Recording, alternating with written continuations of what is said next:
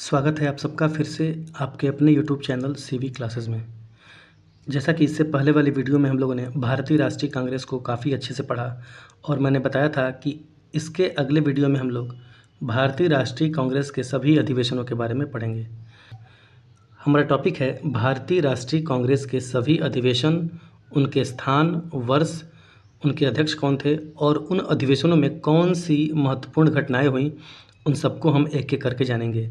इस वीडियो में हम भारतीय राष्ट्रीय कांग्रेस के भारत की आज़ादी तक जितने भी अधिवेशन हुए उन सब अधिवेशनों की डेट्स, उनके स्थान और उनके अध्यक्ष कौन थे, उन सब के बारे में जानेंगे। साथ ही साथ उन अधिवेशनों में वे कौन से महत्वपूर्ण निर्णय थे जो लिए गए या फिर कौन सी महत्वपूर्ण घटनाएं थीं जो घटित हुईं, उन सब के बारे में भी हम देखेंगे। तो शुरू करते हैं आज का लेक्चर। हमारा टॉपिक है भारतीय राष्ट्रीय कांग्रेस के सभी अधिवेशन, स्थान, वर्ष, अध्यक्ष और महत्वपूर्ण तथ्य। हमारा क्रम कैसे होगा? सबसे पहले क्रम संख्या होगी, फिर कहाँ पे वह अधिवेशन आयोजित हुआ था, फिर किस वर्ष हुआ था और उसके बाद उसके अध्यक्ष कौन थे। फिर उस अधिवेशन के नीचे अगर कोई महत्वपूर्ण घटना घटी है तो उसका भी उल्लेख करेंगे। तो चलिए शुरू करते हैं पहले अधिवेशन से। पहला अधिवेशन जैसा कि पता है आप लोगों को कि बम्बई में हुआ था और यह 1885 ईस्वी में हुआ था, जिसके अध्यक्ष व्योमेश चंद्र बनर्जी या फिर WC बनर्जी बनाए गए थे। और इस अधिवेशन की महत्वपूर्ण घटना क्या थी कि यहाँ पे भारतीय राष्ट्रीय संघ का नाम बदल के भारतीय राष्ट्रीय कांग्रेस किया गया। और यह नाम परिवर्तन जो है वह किसके सुझाव पर किया गया था? तो दादा भाई नौरोजी के। दूसरा अधिवेशन कलकत्ता में हुआ जो कि 1886 ईस्वी में हुआ, जिसकी अध्यक्षता दादा भाई नौरोजी ने की थी। और यहाँ से प्रश्न बनता है कि भारतीय राष्ट्रीय कांग्रेस के प्रथम पारसी अध्यक्ष कौन थे? तो दादा भाई नौरोजी ही थे। या फिर यह भी पूछा जाता है कि भारतीय राष्ट्रीय कांग्रेस के प्रथम गैर हिंदू अध्यक्ष भी कौन थे? तो वह दादा भाई नौरोजी ही थे। तीसरा अधिवेशन मद्रास में हुआ और यह अधिवेशन 1887 ईस्वी में किया गया और इसकी अध्यक्षता बदरुद्दीन तैयबजी के द्वारा की गई। और इस प्रकार बदरुद्दीन तैयबजी जो थे भारतीय राष्ट्रीय कांग्रेस के पहले मुस्लिम अध्यक्ष भी हुए। और इस अधिवेशन की प्रमुख घटना थी कि इसमें कांग्रेसी बनों का नारा दिया गया और लोगों से कहा गया कि ज़्यादा से ज़्यादा लोग कांग्रेस से आकर जुड़े। इस अधिवेशन की दूसरी महत्वपूर्ण घटना थी कि इसमें विषय निर्धारणी समिति का गठन किया गया। कांग्रेस का विषय निर्धारण जो है इस समिति के माध्यम से उसके बाद किया जाने लगा। चौथा अधिवेशन जो था वह इलाहाबाद में हुआ था और 1888 ईस्वी में हुआ था, जिसकी अध्यक्षता जॉर्ज यूले ने की थी। और इस प्रकार यह प्रथम यूरोपीय अध्यक्ष थे भारतीय राष्ट्रीय कांग्रेस के, या फिर प्रथम अंग्रेज अध्यक्ष भी भारतीय राष्ट्रीय कांग्रेस के जॉर्ज यूले ही थे। और भारत के चौथे अधिवेशन में ही लाला लाजपत राय ने पहली बार हिंदी में भाषण दिया था। तो इसको भी ध्यान रखेंगे।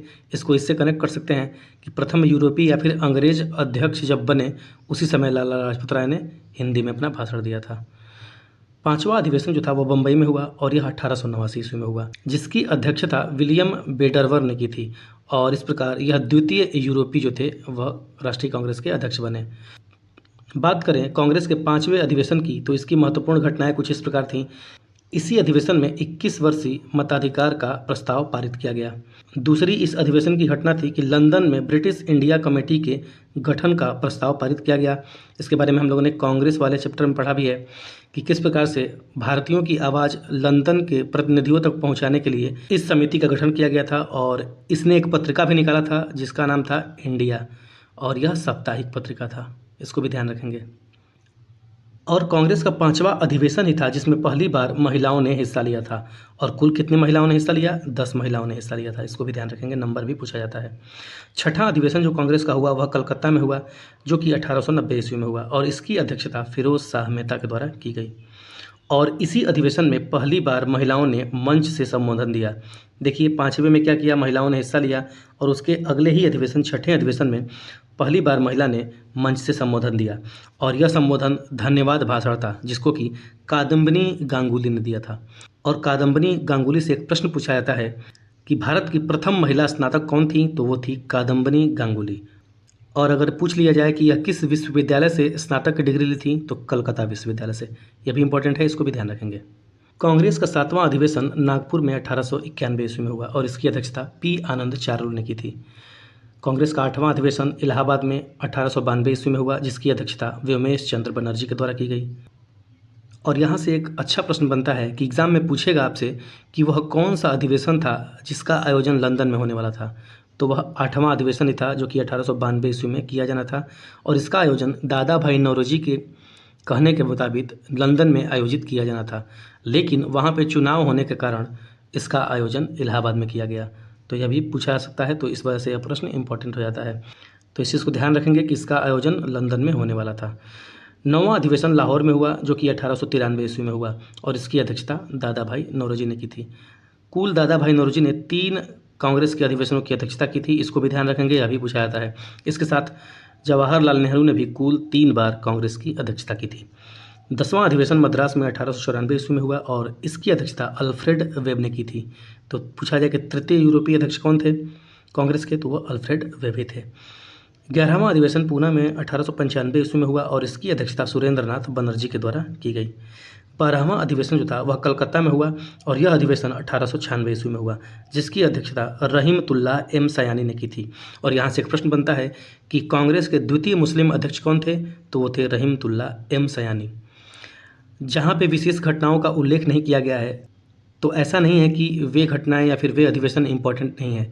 कई बार प्रश्न ऐसे भी पूछा जाता है कि इनमें से कौन से ऐसे व्यक्ति थे जो कांग्रेस के कभी अध्यक्ष न बने, या फिर कौन से ऐसे व्यक्ति हैं जिन्होंने कांग्रेस की अध्यक्षता की। कूट बना के आपसे क्वेश्चन पूछ दिया जाएगा तो आप वहाँ पे कंफ्यूज हो सकते हैं। इस वजह से सारे नाम ही इम्पॉर्टेंट है और इसके अंतर्गत जितने भी तथ्य शामिल किए गए हैं वह सभी समान रूप से महत्वपूर्ण हैं। 1896 के कलकत्ता अधिवेशन में ही सबसे पहले वंदे मातरम गीत गाया गया था, तो इसको भी ध्यान रखेंगे। और आपके लिए प्रश्न है कि वंदे मातरम गीत को किसने लिखा था, इसको आपको कमेंट बॉक्स में टाइप करना है। फिर इसी अधिवेशन में दादा भाई नौरोजी ने धन के बहिर्गमन का सिद्धांत दिया था, जिसको कि वेल्थ ड्रेन थ्योरी के नाम से भी जाना जाता है। ये क्या होता है इसकी चर्चा हम कभी बाद में करेंगे। तो ये पूछा जाए कि दादा भाई नौरोजी ने धन के बहिर्गमन का सिद्धांत किस अधिवेशन में दिया, तो वह 1896 के कलकत्ता अधिवेशन में। 13वां अधिवेशन अमरावती में हुआ जिसकी अध्यक्षता सी शंकरन नायर ने की थी और यह अधिवेशन 1897 ईस्वी में हुआ था। 14वां अधिवेशन मद्रास में आयोजित हुआ जो कि 1898 ईस्वी में हुआ और इसकी अध्यक्षता आनंद मोहन बोस के द्वारा की गई। कांग्रेस का 15वां अधिवेशन लखनऊ में किया गया और इस अधिवेशन की अध्यक्षता रमेश चंद्र दत्त ने की थी, जिसको कि RC दत्त भी कहा जाता है। कभी कभी शॉर्ट फॉर्म भी लिख दिया जाता है, इस वजह से इसको भी ध्यान रखेंगे। और यह अधिवेशन 1899 ईस्वी में हुआ। कांग्रेस का 16वां अधिवेशन लाहौर में 1900 ईस्वी में हुआ जिसकी अध्यक्षता NG चंद्रवारकर ने की थी। कांग्रेस का 17वां अधिवेशन कलकत्ता में हुआ जो कि 1901 ईस्वी में हुआ और इसकी अध्यक्षता दिनसा ई वाचा ने की थी। कांग्रेस का 18वां अधिवेशन अहमदाबाद में हुआ जो कि 1902 ईस्वी में हुआ और इसकी अध्यक्षता सुरेंद्र नाथ बनर्जी के द्वारा की गई। कांग्रेस का 19वां अधिवेशन मद्रास में 1903 ईस्वी में आयोजित किया गया और इसकी अध्यक्षता लाल मोहन घोष के द्वारा की गई। कांग्रेस का 20वां अधिवेशन मुंबई में 1904 ईस्वी में आयोजित किया गया और इसकी अध्यक्षता सर हेनरी कॉटन के द्वारा की गई और इस प्रकार यह चौथे यूरोपीय अध्यक्ष थे भारतीय राष्ट्रीय कांग्रेस के। अगला अधिवेशन बनारस में 1905 ईस्वी में किया गया जिसकी अध्यक्षता गोपाल कृष्ण गोखले ने की थी और इसी अधिवेशन में गोपाल कृष्ण गोखले ने सर्वेंट ऑफ इंडिया सोसाइटी का गठन किया था। तो यह प्रश्न इंपॉर्टेंट हो जाता है। फिर उसके बाद इसी अधिवेशन में गोखले को विपक्ष के नेता की उपाधि भी मिली थी। तो पूछा जाए कि गोपाल कृष्ण गोखले को किस कांग्रेस के अधिवेशन में विपक्ष के नेता की उपाधि मिली थी, तो बनारस के 1905 के कांग्रेस अधिवेशन में। कांग्रेस का अगला अधिवेशन कलकत्ता में 1906 ईस्वी में आयोजित किया गया जिसकी अध्यक्षता दादा भाई नौरोजी ने की थी। इस प्रकार 1906 का कलकत्ता अधिवेशन ही वह अंतिम अधिवेशन था जिसकी अध्यक्षता दादा भाई नौरोजी ने की थी। और इस अधिवेशन की एक प्रमुख घटना है कि इसमें अध्यक्ष के पद को लेकर विवाद हो गया था। जैसा कि आपको पता है कि गरम दल के गुट अलग थे और नरम दल के गुट अलग थे। गरम दल वाले यह चाहते थे कि उनका प्रतिनिधि अध्यक्ष बने और नरम दल वाले चाहते थे कि उनका प्रतिनिधि अध्यक्ष बने। फिर बीच का रास्ता निकालने के लिए दादा भाई नौरोजी को अध्यक्ष बनाया गया था, क्योंकि दादा भाई नौरोजी को गरम दल और नरम दल सभी सम्मान देते थे और उनका सम्मान करते थे। इस वजह से इस तरह से यह मामला शांत हुआ और दादा भाई नौरोजी इसके अध्यक्ष बनाए गए। 1906 के कलकत्ता अधिवेशन में ही सबसे पहले स्वराज शब्द का प्रयोग किया गया और जैसा कि पता है कि 1905 ईस्वी में बंगाल विभाजन हो चुका था, तो इसके लिए स्वदेशी आंदोलन का आयोजन किया जाना था और उसी स्वदेशी आंदोलन से संबंधित 4 प्रस्ताव इसी अधिवेशन में पारित किए गए। और वो 4 प्रस्ताव कौन कौन से थे? पहला था स्वदेशी आंदोलन, दूसरा था बहिष्कार आंदोलन, तीसरा था राष्ट्रीय शिक्षा और चौथा था स्वराज। ये चारों नाम भी पूछे जाते हैं, आपसे पूछ दिया जाएगा कि स्वदेशी आंदोलन संबंधी कौन से प्रस्ताव पारित किए गए थे। इनमें से 3 का नाम दे दिया जाएगा या फिर चारों का नाम दे दिया जाएगा और पूछ दिया जाएगा कौन कौन से किए गए थे, या फिर 2 का नाम देके 2 का अलग नाम दे दिया जाएगा और कूट वाले प्रश्न आपसे बनाए जा सकते हैं। तो सबके लिए आपको तैयार रहना है। साथ ही साथ अगर आप लोगों को हमारा वीडियो लेक्चर पसंद आता है तो जितना हो सके दोस्तों के साथ शेयर करें, और चैनल को अभी तक सब्सक्राइब नहीं किया है तो सब्सक्राइब जरूर करें। अगला अधिवेशन कांग्रेस का सूरत में हुआ था, जो कि 1907 ईस्वी में हुआ था, और इस अधिवेशन की अध्यक्षता रास बिहारी घोष के द्वारा की गई। लेकिन यह अधिवेशन जो है वह स्थगित हो गया था, और उसी के बाद फिर से मद्रास में 1908 ईस्वी में कांग्रेस का अधिवेशन आयोजित किया गया और उसमें भी रास बिहारी घोष को ही अध्यक्ष बनाया गया था। और 1908 ईस्वी के मद्रास अधिवेशन में ही कांग्रेस के संविधान का निर्माण का प्रस्ताव पारित किया गया था। इसको भी ध्यान रखेंगे। अच्छा, घटनाक्रम क्या था इस अधिवेशन का, इसको भी समझ लेते हैं, जिससे कि आप चीज़ों को कनेक्ट कर पाएंगे। हालांकि मेरी कोशिश यही रहेगी कि कम शब्दों में आपको ये चीज़ समझा दूं। देखिए, सूरत के अधिवेशन में हुआ क्या, जो कि 1907 ईस्वी में हुआ था। रास बिहारी घोष जो है अध्यक्ष थे। तो ऐसा अफवाह फैल गया कि जो ये स्वदेशी के 4 प्रस्ताव थे वह स्थगित कर दिए गए हैं। तो इधर से किसी ने चप्पल उठा के मार दिया, जिससे ये नाराज़ हो गए, और इसी कारण इस अधिवेशन का स्थगन हो गया। और उसके बाद उन्होंने कहा कि हम अगली साल मिलेंगे और वहाँ पे यह अधिवेशन होगा।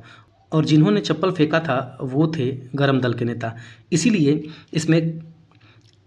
इसके अगले अधिवेशन, मद्रास अधिवेशन में गरम दल के नेताओं को 7 वर्ष के लिए कांग्रेस से निष्कासित कर दिया गया था, और इसी अधिवेशन में कांग्रेस के संविधान के निर्माण करने का भी प्रस्ताव पारित किया गया। अच्छा, आगे बढ़ने से पहले ये तो थी तत्कालीन घटना जिसके कारण गरम दल के नेताओं को 7 वर्ष के लिए निष्कासित कर दिया गया।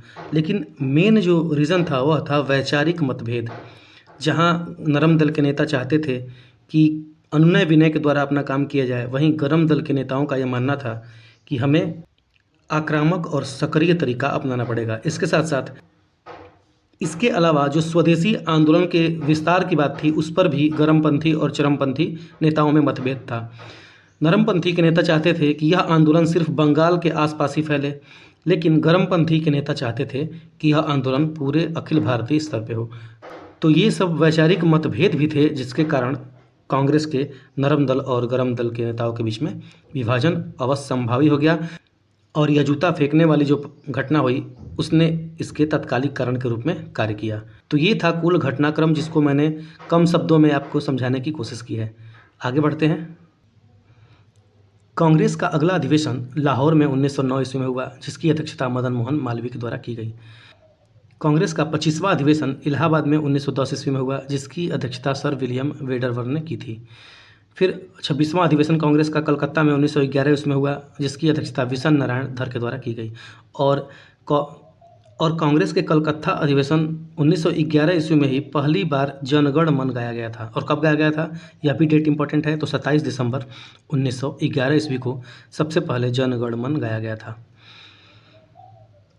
कांग्रेस का 27वां अधिवेशन बांकीपुर में 1912 ईस्वी में हुआ था, और इसकी अध्यक्षता रघुनाथ नरसिंह मुधोलकर के द्वारा की गई। तो इसको भी ध्यान रखेंगे, इनका शॉर्ट नेम होगा RN मधुलकर, इसको भी याद रखेंगे। और बांकीपुर का 1912 का अधिवेशन इस वजह से भी महत्वपूर्ण है कि इसी अधिवेशन में A.O. ह्यूम को कांग्रेस का पिता घोषित किया गया था। काफ़ी ज़्यादा इंपॉर्टेंट प्रश्न है, इसको ध्यान रखेंगे। पूछा जा सकता है कि A.O. ह्यूम को किस कांग्रेस के अधिवेशन में कांग्रेस का पिता घोषित किया गया, तो वह बांकीपुर अधिवेशन 1912 ईस्वी में। इसके अध्यक्ष का नाम भी इंपॉर्टेंट है, रघुनाथ नरसिंह मुधोलकर। एक तथ्य यहाँ से अभी इम्पोर्टेंट है कि यह पहला ऐसा अधिवेशन था जो बिहार में आयोजित किया गया था। तो यह भी इम्पोर्टेंट है, खासकर जो लोग BPSC की तैयारी कर रहे हैं उनके लिए। कांग्रेस का 28वां अधिवेशन कराची में 1913 ईस्वी में हुआ था, और इसकी अध्यक्षता नवाब सैयद मोहम्मद बहादुर के द्वारा की गई। फिर कांग्रेस का 29वां अधिवेशन मद्रास में 1914 ईस्वी में हुआ, जिसकी अध्यक्षता भूपेंद्र नाथ बोस के द्वारा की गई।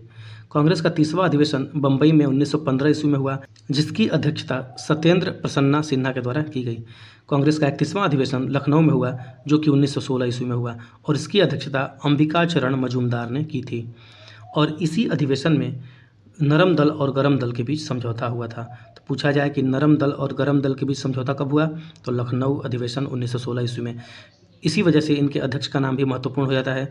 तो पूछा जाए कि लखनऊ के 1916 कांग्रेस के अधिवेशन की अध्यक्षता किसने की थी, तो अंबिकाचरण मजूमदार ने।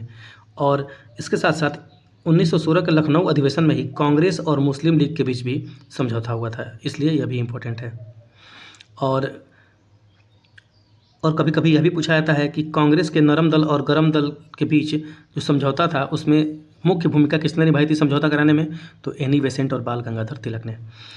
अगला अधिवेशन कलकत्ता में हुआ जो कि 1917 ईस्वी में हुआ था और इसकी अध्यक्षता एनी बेसेंट ने की थी। और इस प्रकार कांग्रेस की अध्यक्ष बनने वाली पहली महिला जो थी वह एनी बेसेंट ही बनी। या फिर आपसे ऐसे भी पूछ सकता है कि कांग्रेस की अध्यक्ष बनने वाली पहली यूरोपीय महिला कौन थी, तो वो भी एनी बेसेंट ही थी।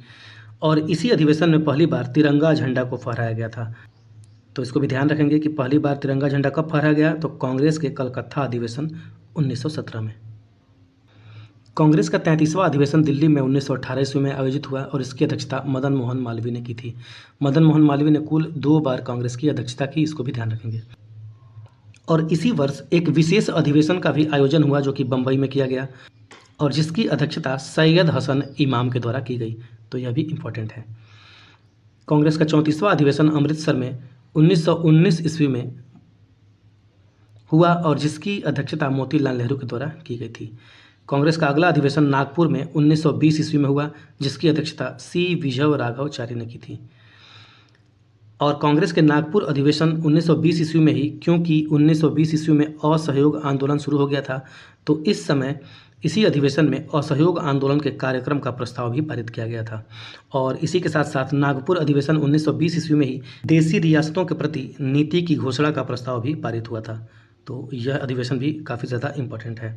पूछा जाए कि नागपुर अधिवेशन 1920 की अध्यक्षता किसने की थी, तो सी विजय राघवाचारी ने। 1920 ईस्वी के नागपुर अधिवेशन में ही एक विशेष अधिवेशन भी हुआ और जो कि कलकत्ता में हुआ था।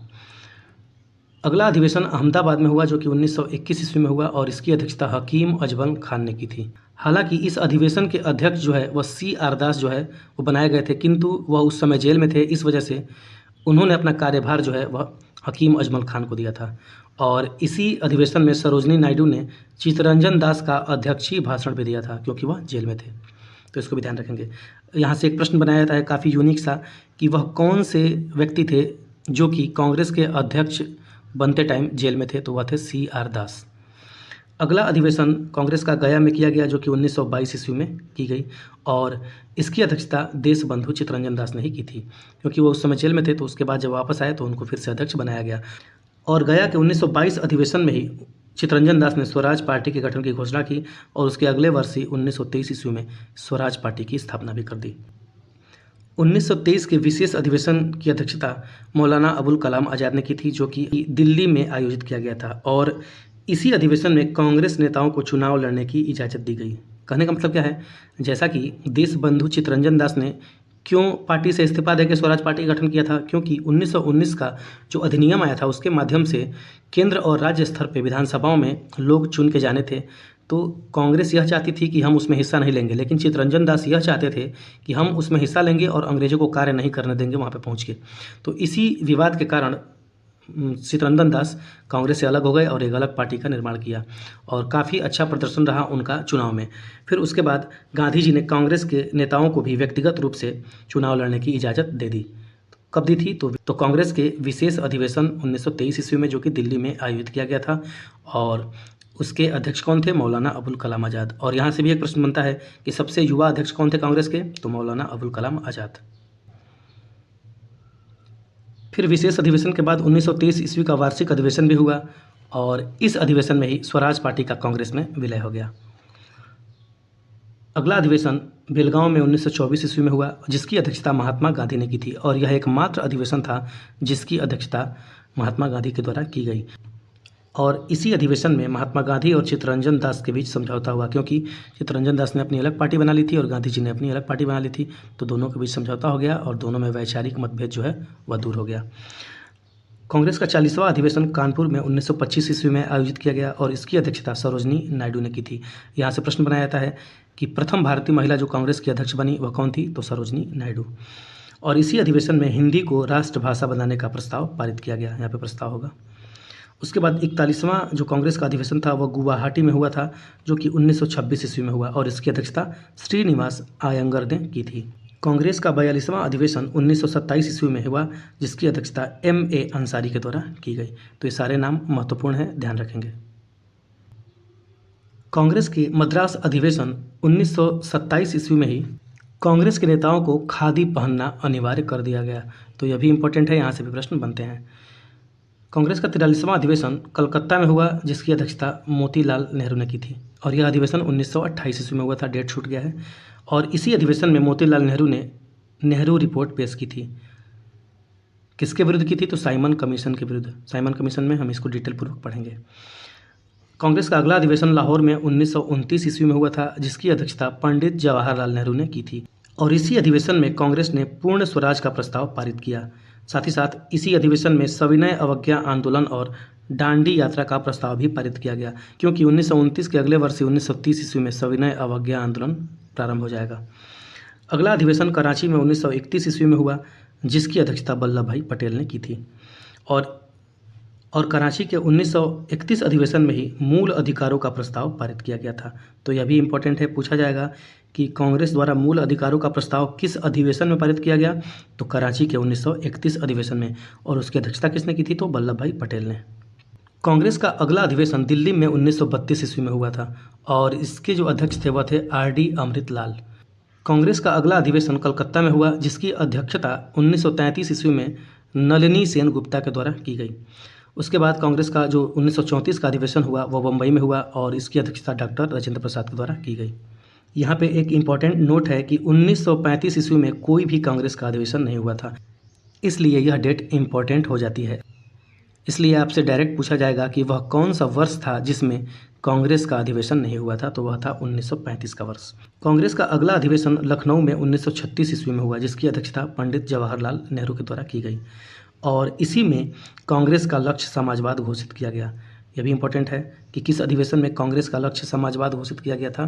तो लखनऊ अधिवेशन 1936 ईस्वी में और इसकी अध्यक्षता पंडित जवाहरलाल नेहरू ने की थी। कांग्रेस का अगला अधिवेशन फैजपुर में हुआ, जो कि 1937 ईस्वी में हुआ और इसकी अध्यक्षता भी पंडित जवाहरलाल नेहरू ने की थी। और फैजपुर का अधिवेशन जो था वह कांग्रेस का ऐसा अधिवेशन था जो कि गाँव में संपन्न हुआ था, तो इसलिए भी यह इम्पोर्टेंट है। इस प्रकार जवाहरलाल नेहरू ने भी कुल 3 बार कांग्रेस की अध्यक्षता की थी। कांग्रेस का अगला अधिवेशन हरिपुरा में हुआ, जो कि 1938 ईस्वी में हुआ था और इसकी अध्यक्षता सुभाष चंद्र बोस के द्वारा की गई और इसी हरिपुरा अधिवेशन में कांग्रेस की राष्ट्रीय नियोजन समिति का गठन किया गया। तो इस वजह से भी यह अधिवेशन महत्वपूर्ण है। इसके साथ साथ सुभाष चंद्र बोस के द्वारा रोमन लिपि को लागू करने का प्रस्ताव भी इसी अधिवेशन में पारित किया गया था, तो यह भी महत्वपूर्ण है। इसके बाद कांग्रेस का अगला अधिवेशन त्रिपुरी में हुआ, जो कि 1939 ईस्वी में हुआ और हालांकि इसके अध्यक्ष जो है सुभाष चंद्र बोस चुन लिए गए थे, किंतु इस अधिवेशन को त्रिपुरी संकट के नाम से भी जाना जाता है, क्योंकि महात्मा गांधी द्वारा प्रस्तावित व्यक्ति सुभाष चंद्र बोस द्वारा हार गए थे, जिसके कारण महात्मा गांधी की ख्याति में थोड़ी सी कमी आई। लेकिन सुभाष चंद्र बोस ने खुद ही वह पद त्याग दिया और नए अध्यक्ष राजेंद्र प्रसाद को बनाया गया और इसी घटना को त्रिपुरी संकट के नाम से भी जाना जाता है। काफ़ी डिटेल पूर्वक मैं यहाँ पे समझा नहीं रहा हूँ, क्योंकि हम किस आधार पर पढ़ रहे हैं उसकी एक बाध्यता होती है। तो इस वीडियो लेक्चर की बाध्यता यही है कि हम काफ़ी ज़्यादा डिटेलिंग नहीं करेंगे, लेकिन उतनी व्याख्या जरूर करेंगे जिससे कि आप चीज़ों को समझते चलें और एक दूसरे से कनेक्ट करते चलें, ताकि आप एग्ज़ाम में बेहतर प्रदर्शन कर सकें। कांग्रेस का अगला अधिवेशन रामगढ़ में हुआ था, जो कि 1940 ईस्वी में हुआ था और इसकी अध्यक्षता मौलाना अबुल कलाम आज़ाद ने की थी और 1940 ईस्वी के बाद 1946 ईस्वी तक कोई भी अधिवेशन नहीं होगा। तो इस प्रकार 1940 से 1945 ईस्वी तक मौलाना अबुल कलाम आज़ाद ही अध्यक्ष पद पर रहेंगे और इस प्रकार सबसे लंबे समय तक अध्यक्ष पद पर रहने वाले व्यक्ति मौलाना अबुल कलाम आज़ाद ही होंगे। कांग्रेस के रामगढ़ अधिवेशन 1940 ईस्वी में ही भारत छोड़ो आंदोलन की रूपरेखा तैयार की गई थी। यह भी इम्पोर्टेंट है, ध्यान रखेंगे। कांग्रेस का अगला अधिवेशन मेरठ में 1946 ईस्वी में हुआ और इसकी अध्यक्षता JB कृपलानी के द्वारा की गई थी और इन्हीं के अध्यक्ष रहने पर ही 1947 ईस्वी में भारत को स्वतंत्रता मिल गई और भारत आज़ाद हो गया। आज़ादी के बाद जो पहला अधिवेशन हुआ वह जयपुर में हुआ और यह अधिवेशन 1948 ईस्वी में हुआ और इसकी अध्यक्षता डॉक्टर पट्टाभी सीता रमैया ने की थी। तो ये था हमारा कांग्रेस, उसके अधिवेशन, वर्ष, अध्यक्ष और उससे संबंधित महत्वपूर्ण तथ्य। आशा है कि आप लोगों को ये वीडियो लेक्चर पसंद आया होगा और मेरा विश्वास है कि आप कोई भी एग्ज़ाम देंगे, उस एग्ज़ाम में आपके लिए यह वीडियो लेक्चर काफ़ी ज़्यादा सहायक सिद्ध होगा। तो मिलते हैं अपने अगले वीडियो में, तब तक के लिए आप चैनल को सब्सक्राइब कर दीजिए और वीडियो को लाइक करके अपने सुझाव कमेंट बॉक्स में ज़रूर दीजिए। मिलते हैं अगले वीडियो में अगले टॉपिक के साथ, तब तक के लिए बने रहिए हमारे चैनल पे। Thank you. CV classes YouTube channel को आज ही सब्सक्राइब करें।